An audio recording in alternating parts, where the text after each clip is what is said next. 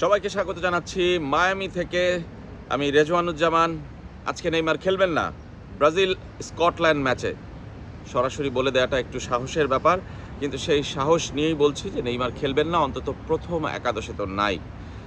Colgate max ফ্রেশে আছে আইসি cooling crystals, যা দেয় ম্যাক্সিমাম ফ্রেশনেস সহ কোলগেট ম্যাক্স ফ্রেশ। কার্লো আনচেলত্তির সংবাদ সম্মেলন কালকে যারা ফলো করেছেন, দেখেছেন, ছিলেন, শুনেছেন, তারা কিন্তু বুঝতে পেরেছেন যে নেইমার প্রথম একাদশে আজকে হয়তোবা জায়গা পাবেন না। কেন জায়গা পাবেন না? কেননা নেইমার পুরোপুরি ফিট হয়ে ওঠেননি, শতভাগ ফিট, 90 মিনিট খেলার মতো।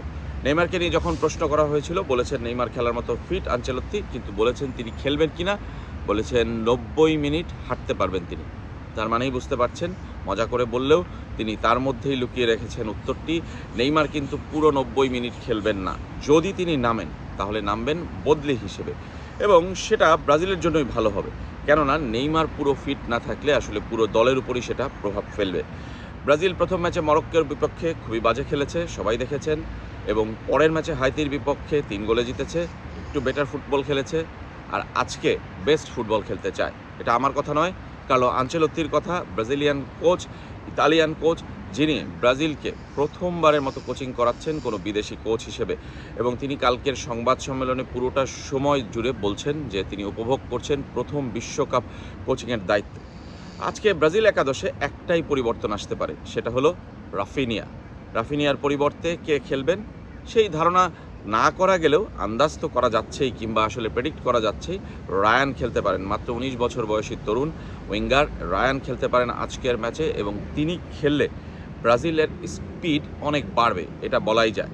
কতটা মানিয়ে নিতে পারবেন কিংবা কতটুকু আসলে সফল হতে পারবে ব্রাজিল, সেটা সময় বলে দিবে, কিন্তু খেলাটা দারুণ হবে। এবং স্কটল্যান্ডের সঙ্গে আসলে ব্রাজিলের লড়াইটা কিন্তু জমজমাট হবে, এটা খুব সহজ ম্যাচ হবে না। আনচেলত্তির আরও একটা কথা বলতেই হয়, তিনি বলেছেন বিশ্বকাপের ওই দিন শেষ যেদিন আসলে সহজ ম্যাচ ছিল, সহজ প্রতিপক্ষ ছিল। প্রত্যেকটা ম্যাচে এখন কঠিন, এবং আমরা কঠিন ফুটবল খেলার জন্যই প্রস্তুত। এবং আরেকটা কথা বলি, যে নেইমারের কথা, 3 বছরের বেশি সময়, প্রায় 3 বছর, পুরো 3 বছরের বেশি বলা যাবে না, প্রায় 3 বছর আসলে নেইমারের জন্য অপেক্ষা করছে পুরো বিশ্ব, ব্রাজিলের হলুদ জার্সিতে তাকে নামার জন্য। কিন্তু সেটা একটু দেরি হতেই পারে, কিন্তু ব্রাজিল যদি বিশ্বকাপ জয়ের পথে টিকে থাকতে চায়, সেই অপেক্ষাটা আসলে মেনে নিতে হবে সমর্থকদের। কারণ ব্রাজিল সেরা একাদশ খুঁজছে, ব্রাজিল সেরা কম্বিনেশন চাচ্ছে।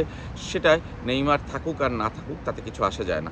2023 সালের অক্টোবরে উরুগুয়ের বিপক্ষে নেইমার শেষ ম্যাচ খেলেছিলেন। আজকের ম্যাচটা হতে পারত তার প্রথম, এখনও হতে পারে, কিন্তু সেই সম্ভাবনা আসলে কম। অন্তত প্রথম একাদশে বদলি হিসেবে অল্প কিছু সময় তিনি নামতেই পারেন, সেটা সত্য, কিন্তু নামলেও সেটাও কিন্তু নেইমার সমর্থকদের খুশি করবে। এই বিশ্বকাপ মেসির, এই বিশ্বকাপ রোনালদোর, এই বিশ্বকাপ এমবাপ্পের, এই বিশ্বকাপ আর্লিং হল্যান্ডের, এই বিশ্বকাপ কি নেইমারের হবে না? এই প্রশ্ন রেখেই আমি বিদায় নিচ্ছি। তবে একটা কথা বলছি, নেইমার বড় না ব্রাজিলের পুরো দল, সেটাও কিন্তু একটা বড় প্রশ্ন। সবাই ভালো থাকবেন।